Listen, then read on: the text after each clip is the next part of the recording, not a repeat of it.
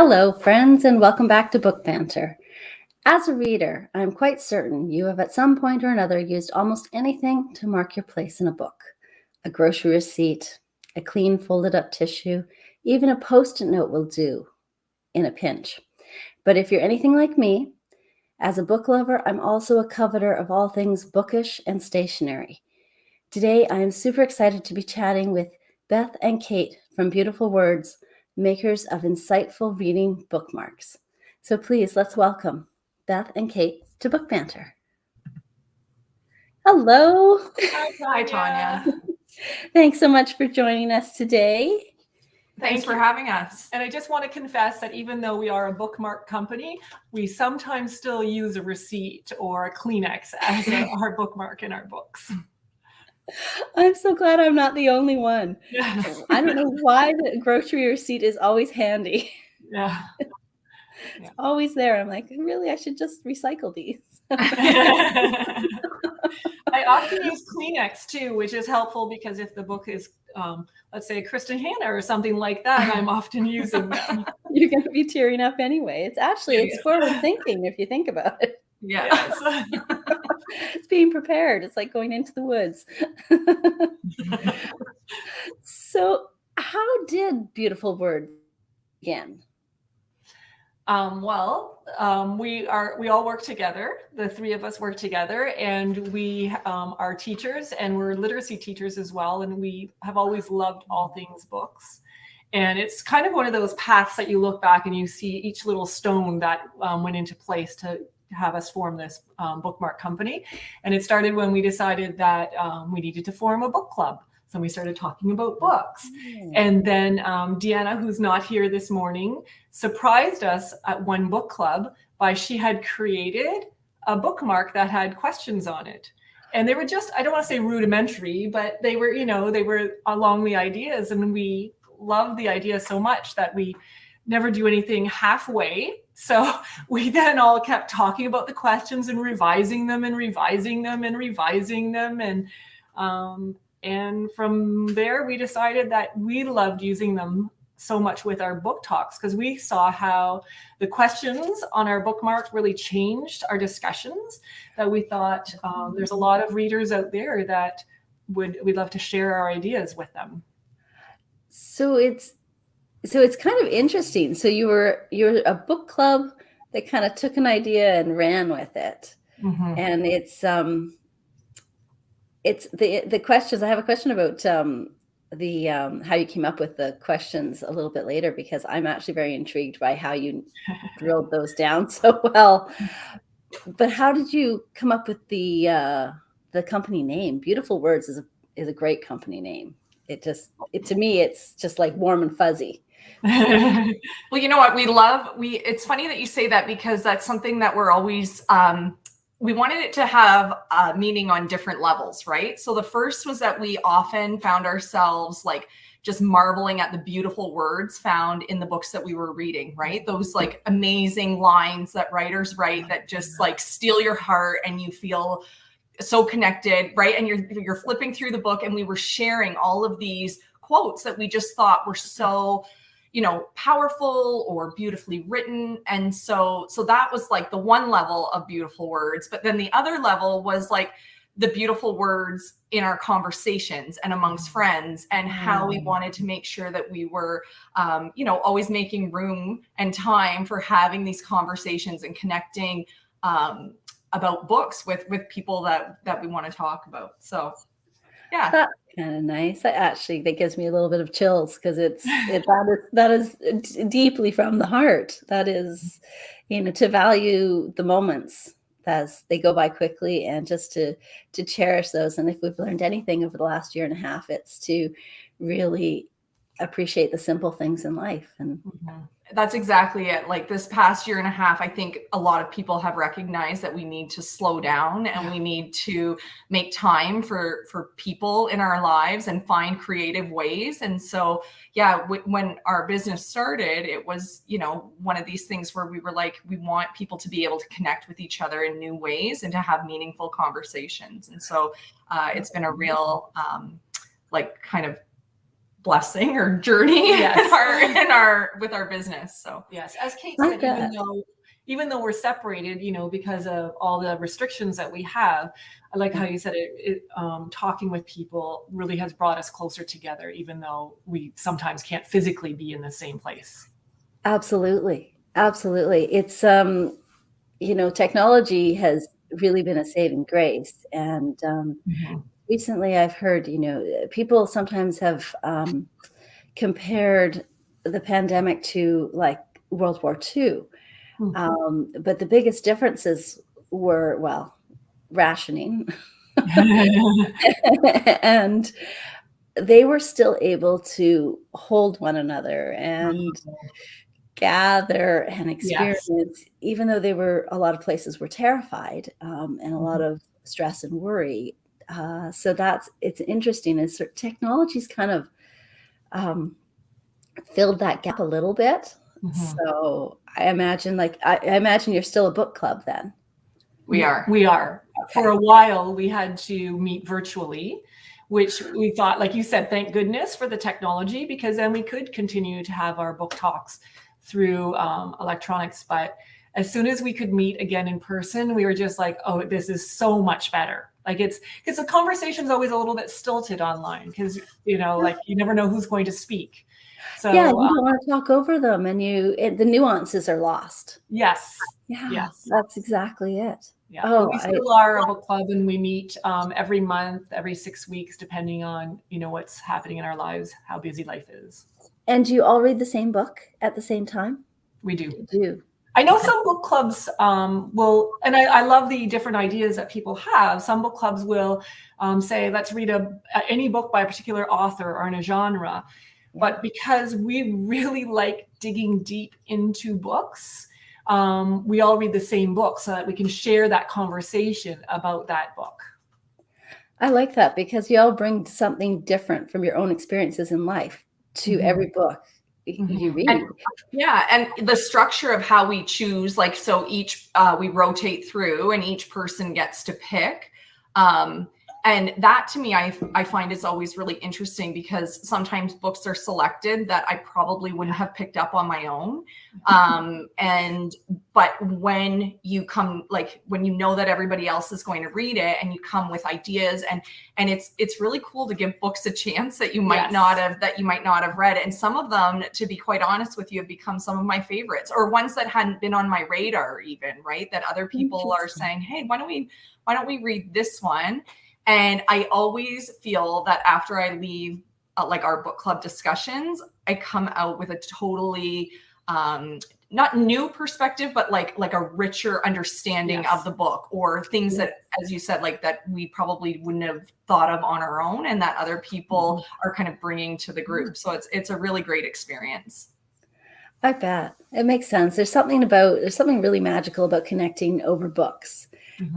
It's just, I think that if everybody's life was the same, then every book we read would resonate the same way. But it's, I've often said that as an author, the book is yours until you let it into the world. And then it becomes 1,000 or however many, hopefully lots of more than that, different books for each individual because it becomes their story within the story. So, and even depending on when you read it in your life, because if I've read a book a second time, sometimes I see it in a whole different perspective because you're just at a different place. So you're right. Like that book is very malleable depending upon who reads it at what time of their life, what's happening in the world. Very true. Yeah. Yeah. I think that there'd be a whole lot of different types of novels out right now if we had anticipated COVID. I think there would be a lot of very light and reassuring and, Hallmark movie type books, probably. I know a lot of people, from what I've been people I talk with are really shying away from any books that are like apocalyptic or any books that have a flu in there. They're like, it's life right now is too much to deal with. I just want something light that I'm reading. And it's funny because in the very beginning, those are the ones that took off. And I was actually quite shocked. I'm like, I am not that reader that would be like, yeah, this is the chaos that we're going through, so let's read more about it. Yeah. Like, I'm like the let's go to a different world reader. Yeah, we need to escape for a little while. Absolutely. Escape is good. Station 11 is one of my favorite books, and but we read it years ago, and like I know Beth had read it a few years ago too. So, it was just one of those books that I was like, I don't think I could read this right now during the pandemic. But there were so many, as you said, there were so many people who were reading it, and I was thinking like, oh, how eerie it would be during that time to kind of get into a story like that. It's just too real, I think. For me, I agree. I couldn't do it. There's a lot of people that do it, but it's not. I think that's where mood reading comes in. Yeah, definitely. I think that makes all the difference. But it's still a challenge. Even when you're going through a harder time in life, you tend to gravitate towards lighter reads, just because you need that reprieve. It's stress release, right? It's definitely. Yeah. So tell me, what does it look like in the day of a life of a small business owner in the book world? Because you mentioned that you are all working outside of the business, I think. Yes. Is that correct? Yes. Okay. So if we look tired right now, we come by it honestly. I will just say earned it. Because it can get really busy. And what a day in the life of a small business owner, as far as we're concerned, I don't think any one day is the same. Because yes, from the beginning, from when we were first working on the creative process of developing the questions, picking the backgrounds, getting the printer, like that part looks very different from when we were doing our social outreach, working with Big Brothers, Big Sisters, or libraries, versus getting into the shipping the bookmarks out, having a social media presence, right? Yeah. So yeah, like as Beth said, it's I think we're very lucky because there are 3 of us in the business. I don't know how people do it who are doing all of these jobs on their own, and we're able to kind of divvy up some of those responsibilities. But as Beth said, no day since we've started has looked the same, because it's always kind of working at whatever's coming up, and then trying to have, a little bit of a proactive approach as well. So thinking ahead, where do we want to be, and what goals do we have as a company? It's very true, because as you're going through the first few years of your business, you're in a very deep learning phase. Definitely. And it's, technology sometimes plays nice and sometimes doesn't. And, and shipments get delayed and everything.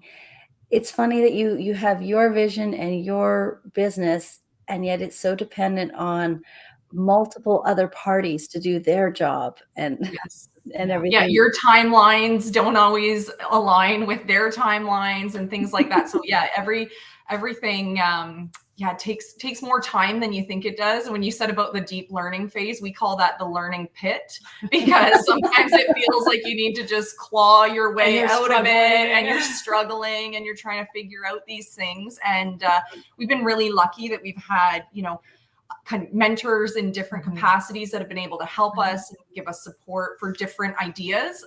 Because as you said, it's all new and you're learning as you go. So it's been a great experience so far. And we're just really thankful for being able to rely on each other through this process. That makes it much more fun, for sure. There's a lot of laughter, I'm sure, shared amongst I don't know how people could do this alone. When people start up, I know, like Kate says, there's mentors, there's support out there, and we're really grateful for everybody that has helped us along this path.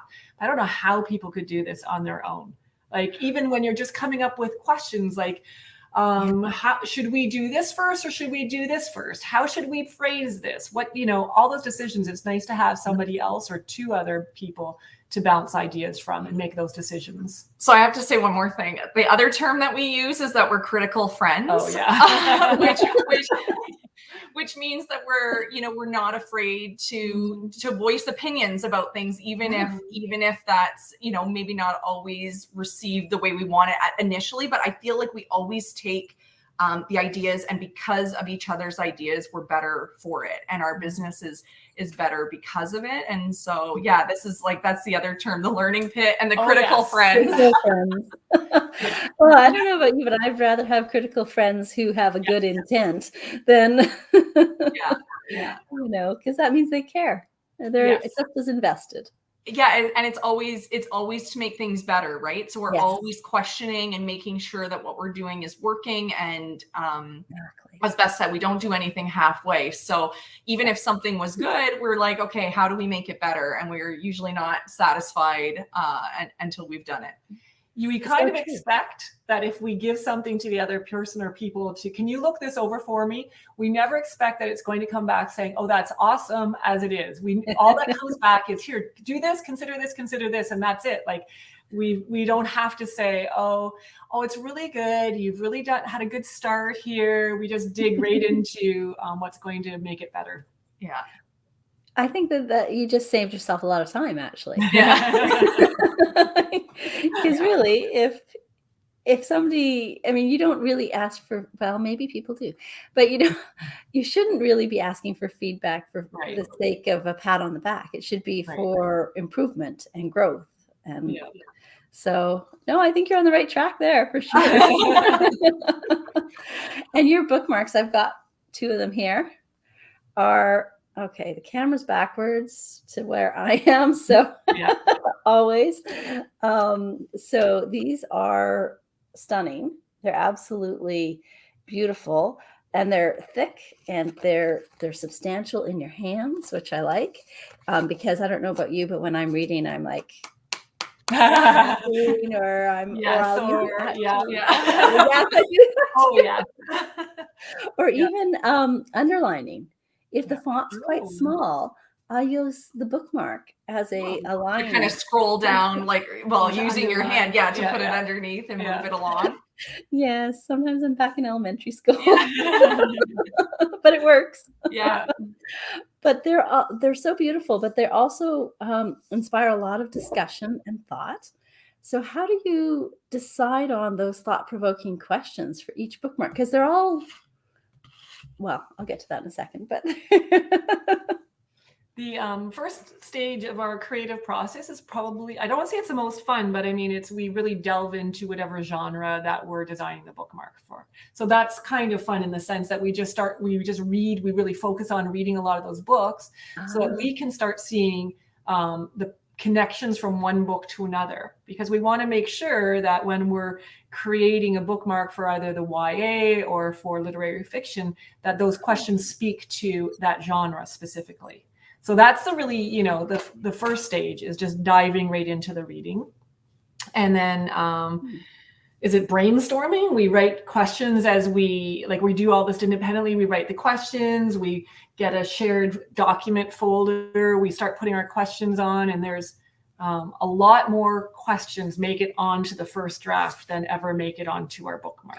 Yeah, you're kind of limited by real estate, right? So yes, exactly. It's like, this is the size, so yeah, but it is. And it's then very sure. So so then we just Beth said before, we edit. So we talk and we think about and then we think about, do these questions get to the heart of what would make a good conversation, right? Is this question open enough so that people are able to really dive deep into any book in that genre? Would it be a conversation that we would be excited about having? And so those are kinds of the things, and we test it out. So at different stages, we test it out with other books, and we come up with, then we start moving questions around, right? So questions that kind of fit together, okay, these ones are all about character, or these ones are all about, kind of theme and connecting the dots and ideas. So that's how then we start coming up kind of with clever, well, we think they're clever. Yeah, that's it. Yeah. Clever. headings, right? So that's kind of the fun part too, is kind of coming up with titles or categories that have wordplay, or, you know, categories that kind of, what do they mean by this? Yeah. So like, for example, when Kate says we come up with our clever headings, like on the original Book Banter one for literary fiction, we have scenes that stick, but then the next category is hook, line, and stinker.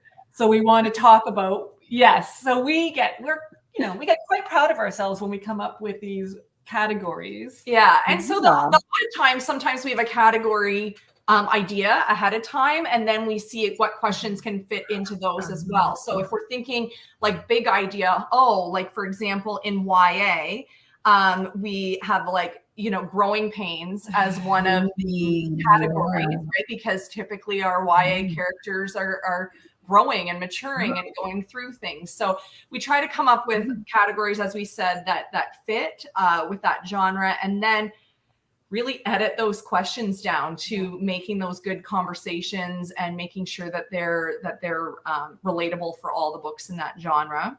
And then we have, when we pared it down a bit, we have dry runs. So we'll have book talks using our practice questions, because we want to make sure the questions are not redundant. Right. We want to make sure we don't miss a big part of the book or genres, because we want to, when we're done, we want to have discussed like fully the book. And so. And then from there, it's like, you know, it's sent off to the graphic designer, and we pick our prints. So we figure out what prints we want, and usually like ones that speak to us. That can be like, we're, you know, trying to appease the three of us, which is good that there's three, because there's always like a tiebreaker, right? So you know, we kind of look at different patterns and see which ones we love and which ones fit well with that genre. So we always joke about how if people knew how long the process is for creating like one line of bookmarks, I think they would be surprised. As you said, it's like small real estate, but there is like a ton of effort and thought that goes into it. And so that comes across. That really comes across. And and I think that's why when I pick up a bookmark, I actually go right to something that just catches my eye and really focus on that particular thing, like along for the ride. Like that's just, it's, you know, I have a thought about this, is that you guys have done a lot of research in terms of genres. That is a marketable skill on its own. And I'm like, hang on a second. I'd like to know, I'm going to be picking up more literary fiction ones, and I want to know what those questions are that you've come up with, because as an author, those are triggers to what readers are looking for as well. It's funny that you're saying that, because as we're teachers, and we have found, like, we have different versions that we use with students. We find that when students are using these questions to answer questions about books, it's also making them better writers, because those questions give people a peek, we think, into what the author is thinking as the decisions that they make as they write their books. That makes sense. That makes sense. I was actually just having a conversation the other day with somebody about how a lot of readers will try and figure out what the authors was thinking, and I said, and sometimes it's just a sentence. It's just a sentence. Yeah. But it makes sense to use it as a tool to have your finger on the pulse of what each genre is offering, because sometimes the genres blend and they're not that easily discernible, and sometimes a book fits in 3 or 4 genres. Yes. Yeah. Like we found for our book banter, which, you know, covers literary fiction, covers commercial fiction, like, but it also can cover memoirs as well, because typically a memoir will follow that same kind of story arc a little bit, right? Where you have, you're telling your stories, and they might be more snippets, but they're still the same ideas. Still the same ideas that you can pull from here. So you might not be referring to them as the character, but you know, it's the author, the writer. What are they saying about it? Absolutely. That makes complete sense. That's awesome. So I think we've probably already touched on it, but basically, just so readers know, each bookmark or each genre has different questions. Yes, we have different lines of bookmarks. So we can Okay. hold them up for you if you want. Okay, just so you yeah, can see. 'cause- So we actually have some new lines too that have just come out. So this is our original one. This is Book Banter, which is, as I said, for commercial fiction, literary fiction, memoirs. These questions are kind of geared for that genre. Then we have another one that we've had out for a while, which is our Beach Book Banter, which would be more for like your rom-coms and your romance novels. And it's kind of got that lighter feeling. The category titles, cozy mysteries too. Oh, yeah. Category titles have, they're a little bit more lighthearted. The questions still get you thinking deeply, but they're, ones that There's one that we always love is, which character would you like as a friend, or who would you take for a stroll on a beach? So some of the questions are a little bit lighter, but they still get to the characters within the story. Yeah, 'cause if you don't have a character's journey, you really don't have a character. You don't have a story. Right. You don't have a character and you don't have a story. You need both to make that, Exactly. Yeah. And then this is one of our new lines. This is YA. This is our YA Book Banter. And so this one, as we said, with a couple of questions, these really get at the heart of like young characters and what they would be going through, like categories like strength and struggle, the road ahead, growing pains, reality check. So there's like lots of questions there that we think are really great for YA, the YA genre. And one thing we know too about YA, a lot of the books, the YA books, they cover some aspect of social justice. And so we wanted to make sure we dove into that. So one of the questions is, how does the author portray gender, race, class, and sexuality? So it's just getting people to think about that, because we know, YA, a lot of adults, like everyone reads YA, but it's just, it speaks to, I think, what's in the heart of a lot of those books. that's a really good point, especially with, we're seeing own voices a lot more. Yes. And that's a really great way to include part of the conversation. Yes, we wanted the question to be open enough, so it invites people to talk about perhaps whose voices are also missing from this book. Yes. Like it's not, so we just wanted that conversation to be had with that. And that's challenging. That's a challenging topic. Yes. For sure. It's because you border on you want to represent and everything, but not every person is capable of doing the representing. Yes.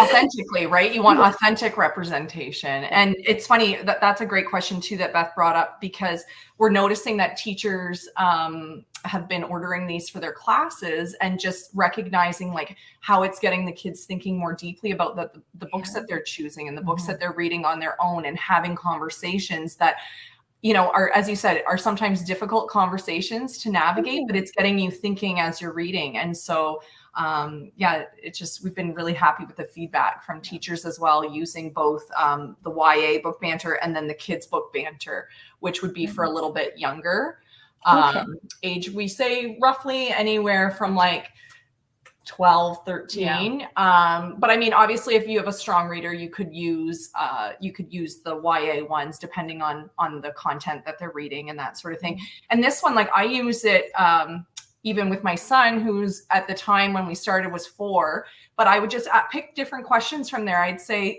questions like, which character would you like as a friend? And he would talk about it. And like, it was just really interesting to me how it didn't even matter if it was like a picture book or a really short chapter book that we were reading.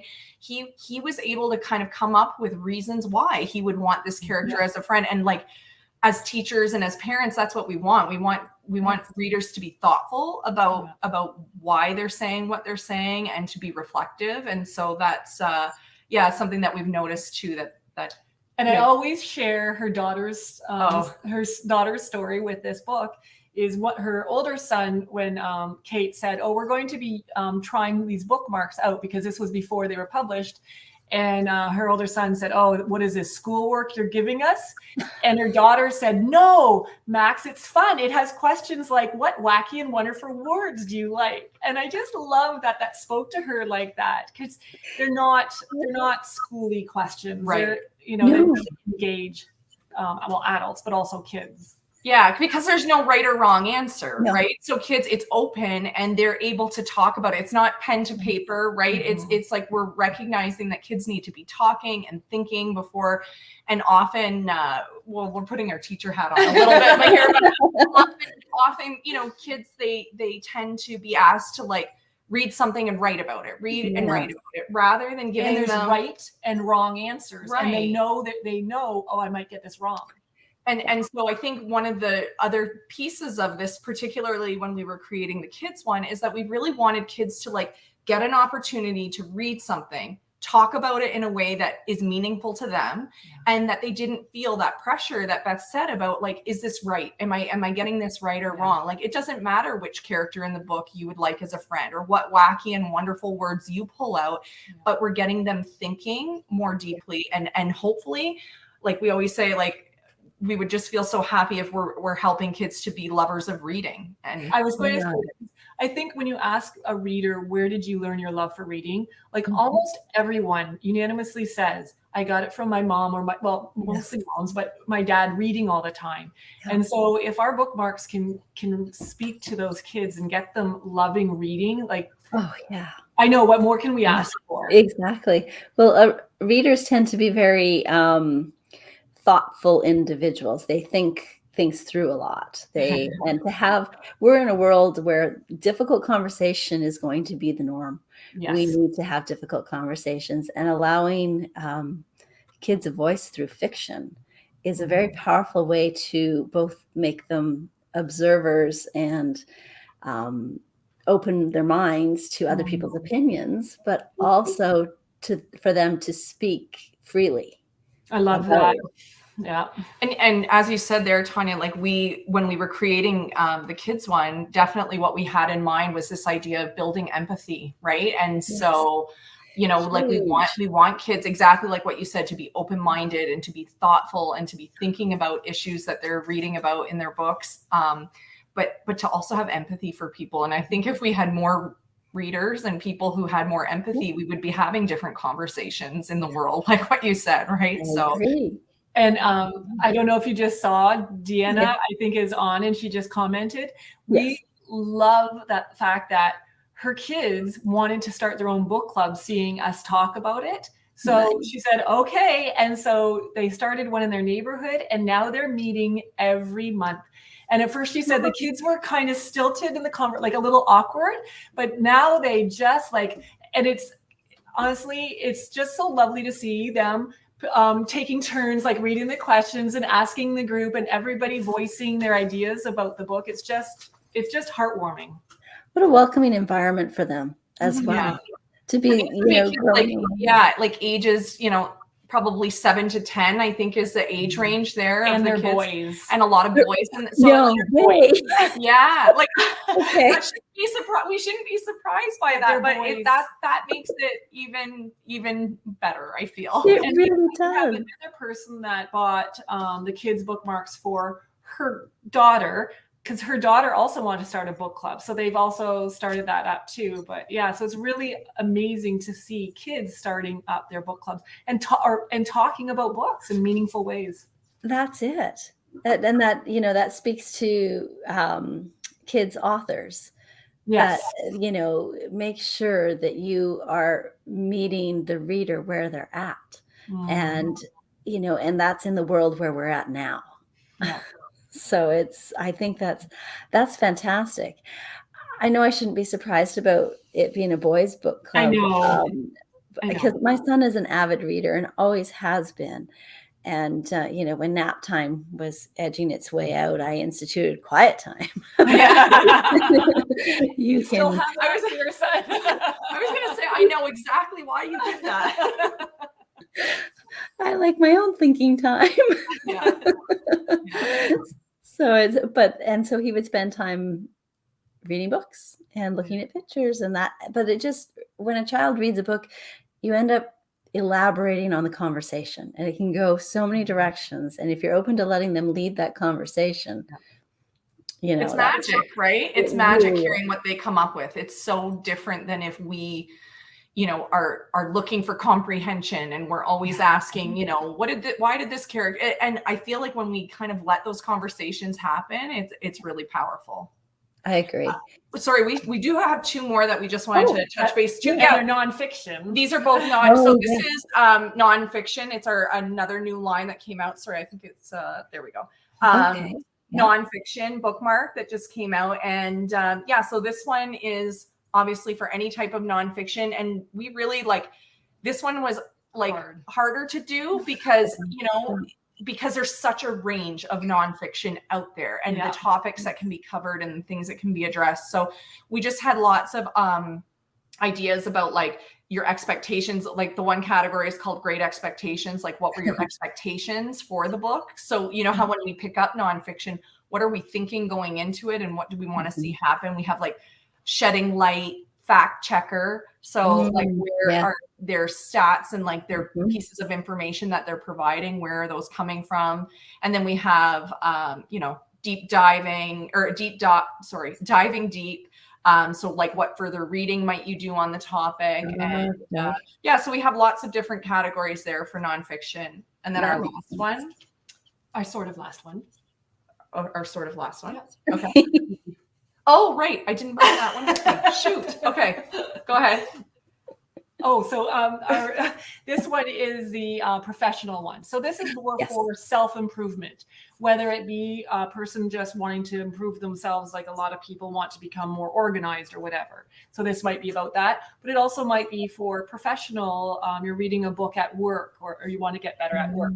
So it has, again, different categories like idea shift. So thinking about what is the author wanting to get you to think differently about, and how are you now thinking differently about it? And what are your next steps? So we really wanted to make it, I'll say interactive, we wanted to have it interactive. So it's working with the book at the purpose for whatever you picked up the book.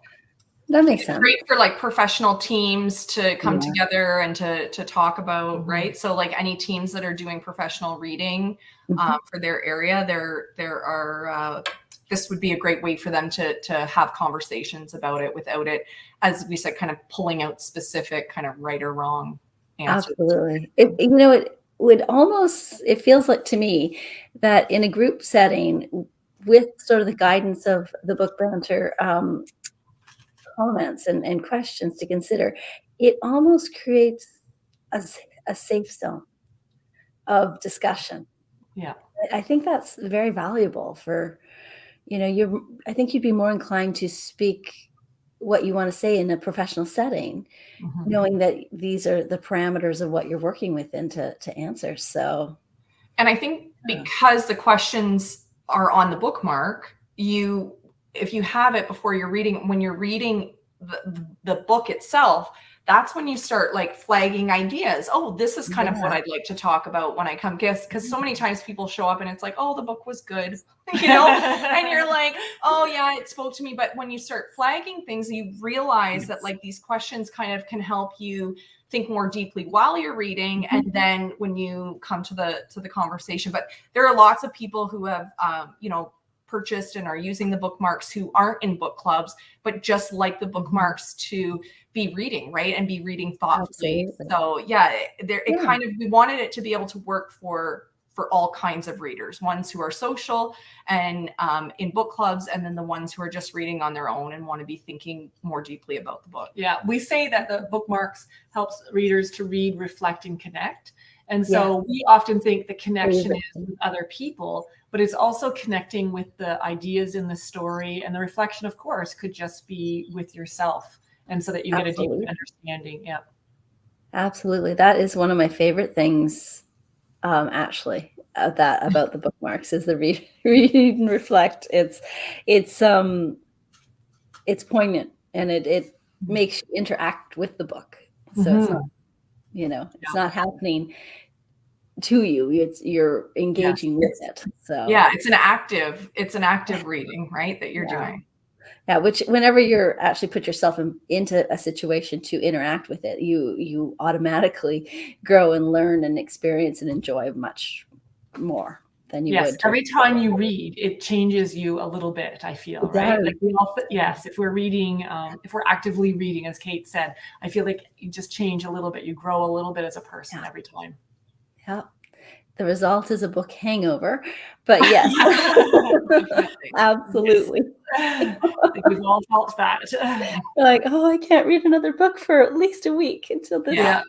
gets wrung out of my system. Days to process. Yeah. Right?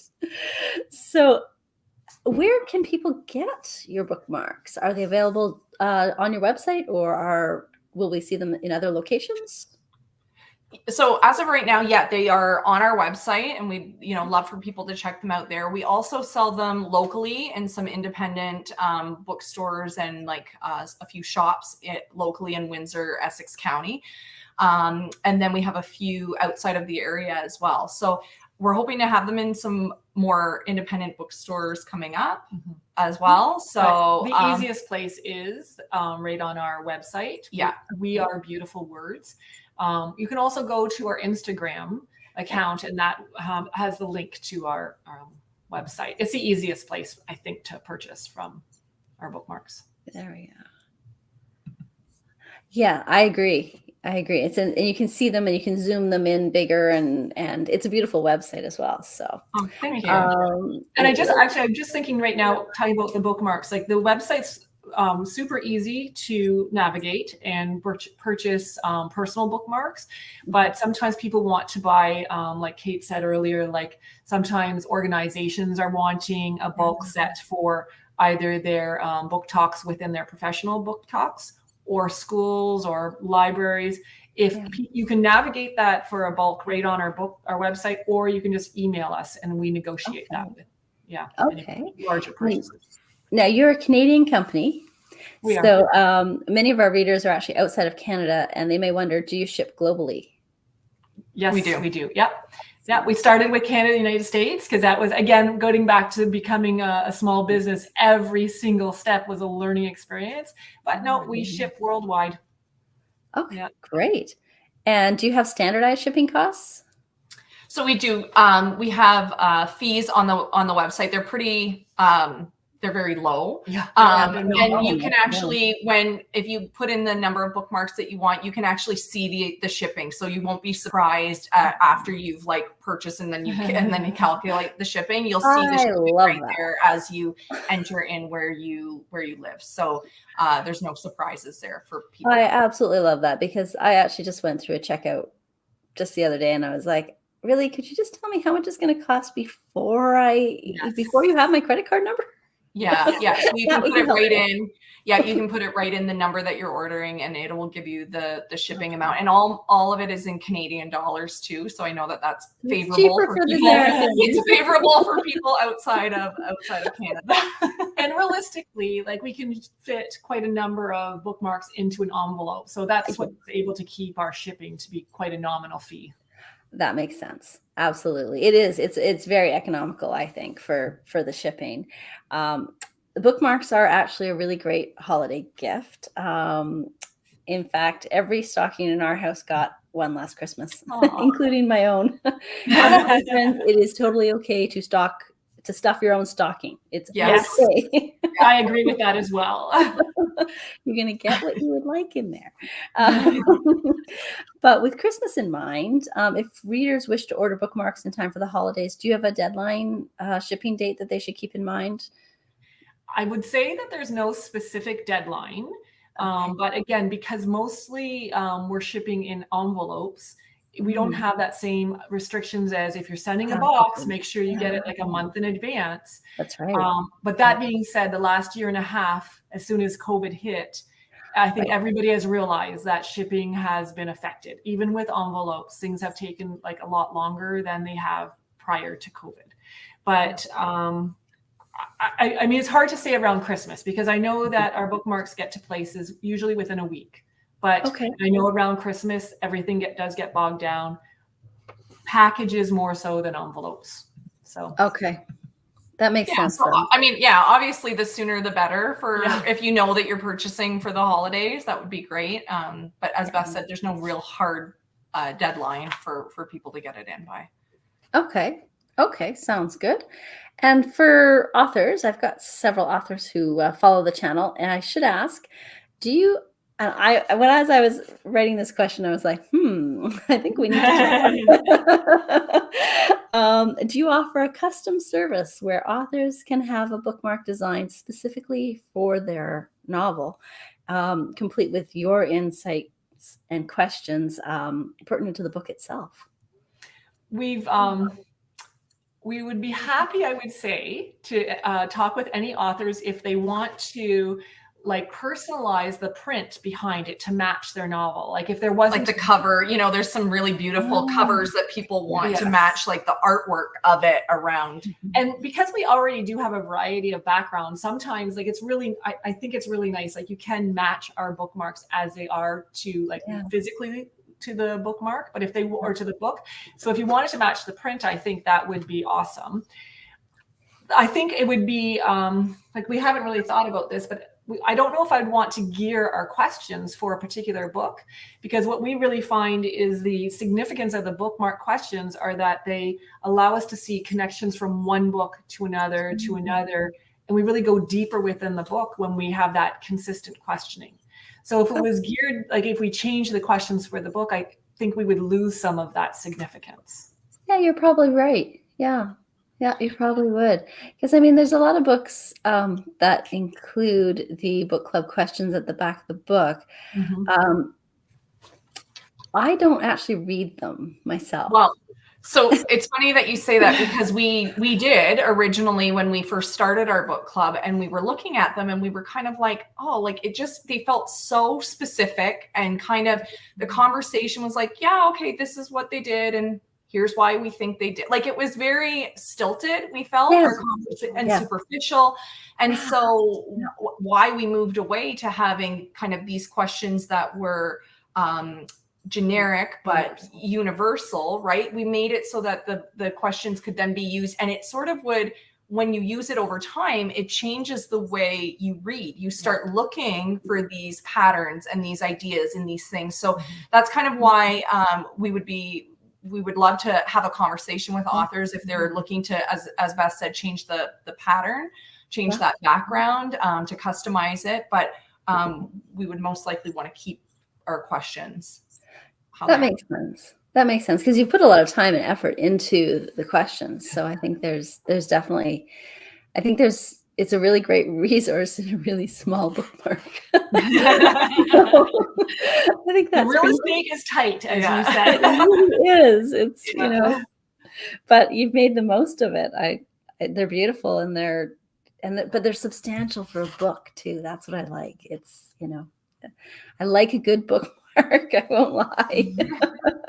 And I have multiple, and because I do a lot of research, there's bookmarks in everything, because I could rewrite something out all the way, or I could just flip to a bookmark and take that information because it just, I lose lots of notes and paper already, so I don't need any extra help in that department. So one of the things that I was actually really impressed with is the impactful aspect that Beautiful Birds has in your dedication to giving back to your community through donations and support of literacy. Can you tell us a little bit more about your outreach and what you enjoy most about working at a grassroots level?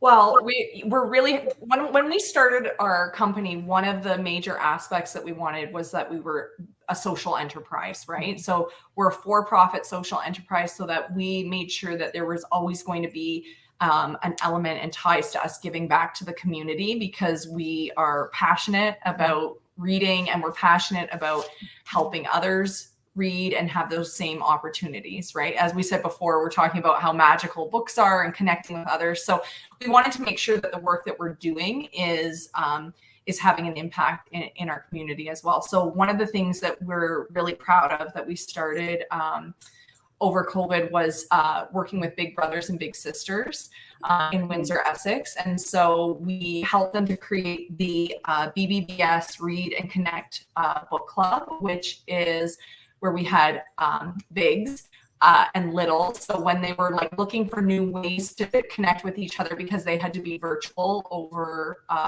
during COVID, they were able to use the bookmarks, and we were getting them books. They each got to read a book, and then the big and the little would have conversations with one another about the books. And we were getting the most amazing feedback from, from the kind of mentors and what they were saying, and just, what a great program that it has been. So we're happy that they are looking for more. And they're continuing. Now they can have in-person book clubs. Nice. Yes, and one of our goals further on is to have bigger groups having discussions, not just between the bigs and the littles, but bigger. That's fantastic. I love that. Yeah, and then we partnered with the library as well in our community. So we've done work with them where we helped to run a social media campaign and used some of our bookmarks for as reward or incentive for some of the things with kids that they've done throughout the summer and reading programs, as well as kind of some bookmarks for their book clubs as well. So, and then we also do where we donate bookmarks to like people who purchase for their classrooms and for the library. So if they have a certain order over 30, then we also donate an equal amount to them of what they have. Oh, wow. Yeah, that's so huge. Thank you. Yeah, we're really happy with all the work and the feedback that we've been given from the community about it. As well as just a straight 10% from all of our proceeds goes towards directly local literacy. Nice. Changing the world, one reader at a time. One book at a time, one reader at a time. Yeah.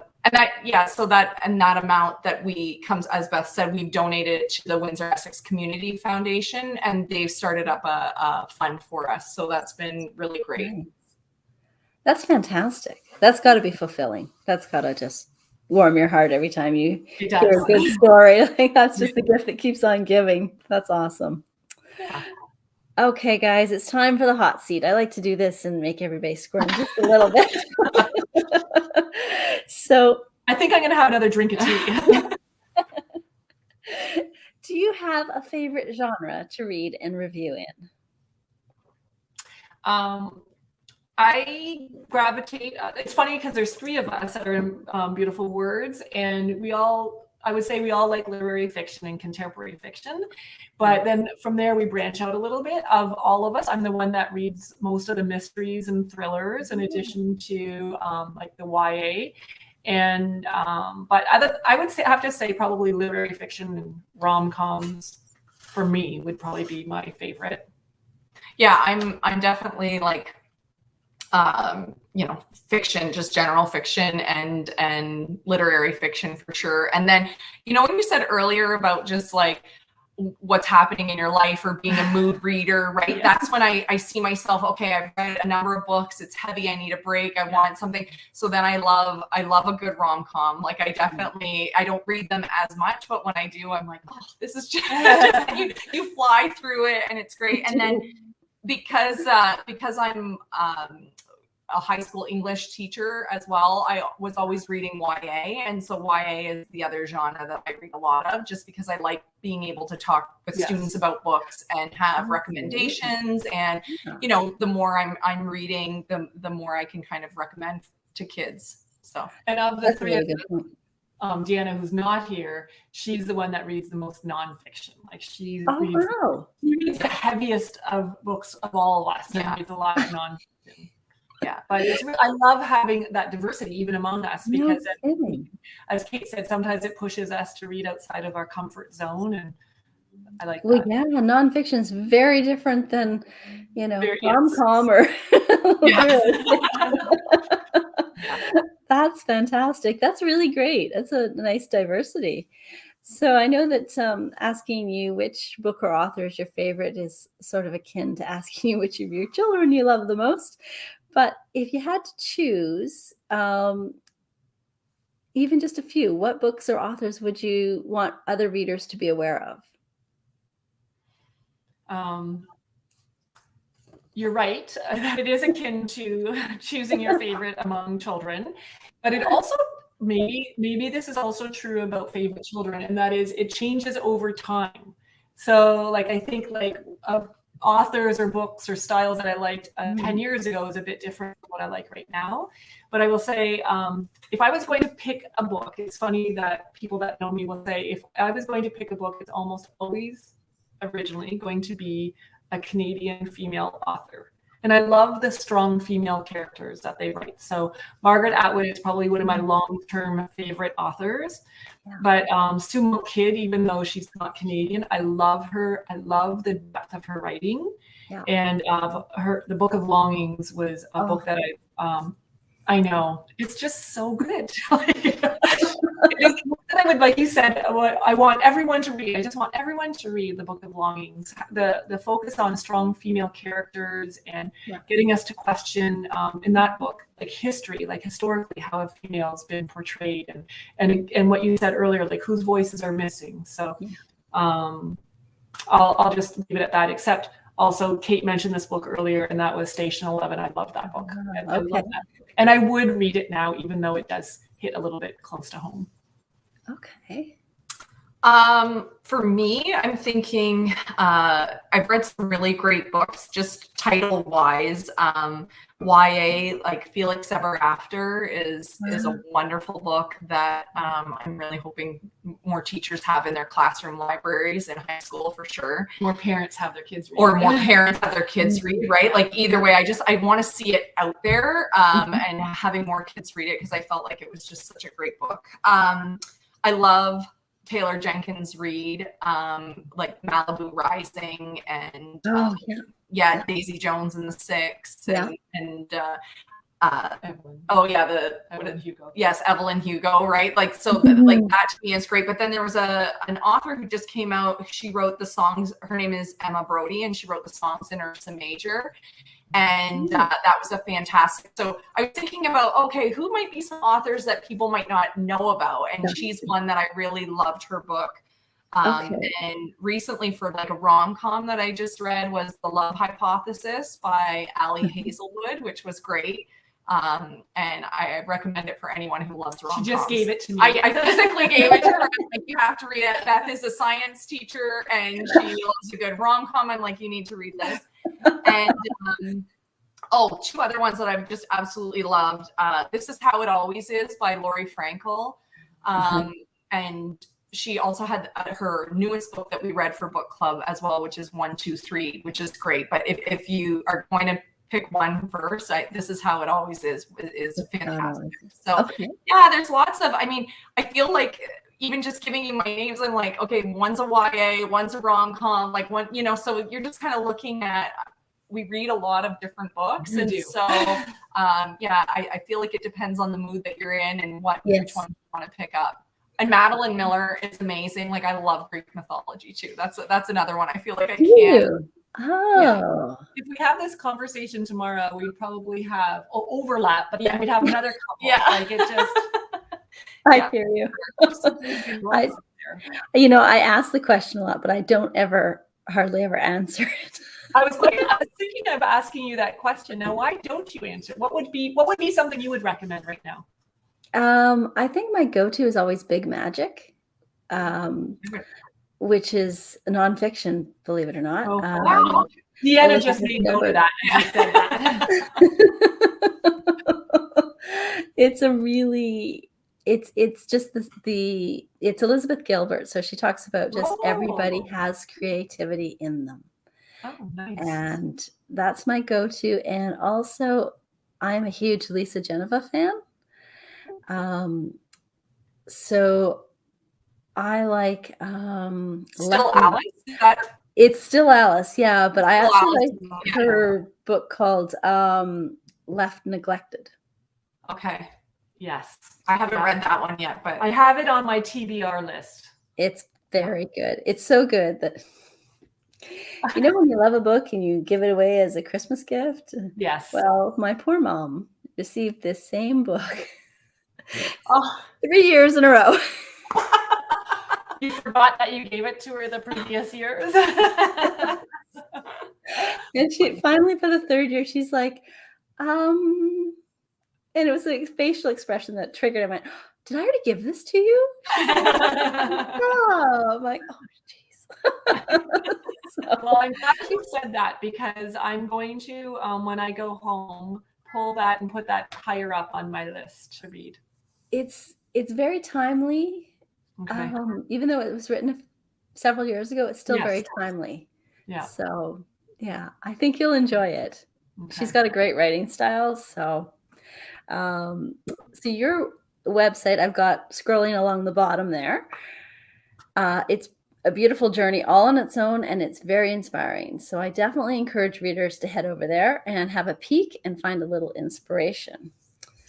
Thank you so much, Tanya, for inviting us this Oh, morning thank and talking you. books and bookmarks. And It is absolutely my pleasure. Sorry, my alerts are coming up and I can't get to the other thing on my screen. It is my pleasure. I really appreciate you guys coming on and talking about beautiful words. And my order will be coming in very soon. Oh, we will look out for it. Because I can't not buy bookmarks for Christmas. Just don't tell my family yet. Yeah. Your secret's safe with us. Yeah. Yeah, and the rest of the internet, I guess. Yes, and everybody else. Well, thank you guys so much for coming. It was really a pleasure to have you. And so I hope everybody has a good weekend, and hope you find something good to read, friends. Yes, Happy and weekend. happy Halloween. And it was really nice to meet you, Tanya. Yes. Halloween. I forgot about Halloween.